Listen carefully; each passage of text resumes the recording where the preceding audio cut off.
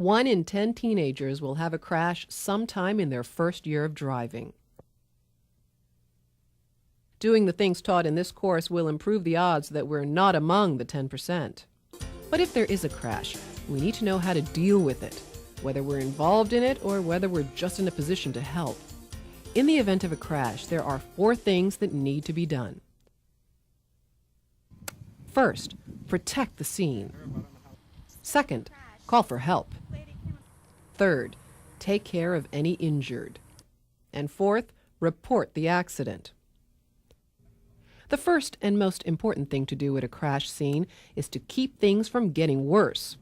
If the cars can be moved, we need to get them off the road, out of the travel lane. We don't have the right to block traffic and possibly cause a second collision. Whether we can get off the road or not, we need to warn approaching drivers. It's the same things we do if we have some kind of a breakdown. Remember those? If we're stopping to help someone else, we move past them so we don't block the view of the scene or get in the way of emergency vehicles. Once the scene is protected, the next step is to get help. If someone is injured, call 911 as soon as possible. If we don't have a cell phone, we try to find someone who has. While help is on the way, it's our job to take care of any injured. We try to make them as comfortable as possible. We should see if there's a physician, emergency medical technician, nurse, or just someone trained in first aid available to help.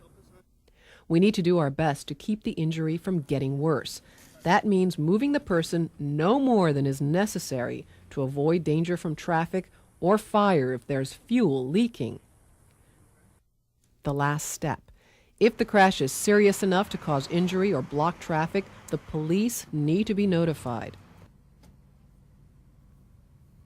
If it's just a fender bender, the police don't have to be notified and may not come anyway. But always be sure to get the other driver's name, address, and telephone number, their driver's license number, and their vehicle tag number and insurance company. It's also a good idea to get the name and telephone number of any witnesses.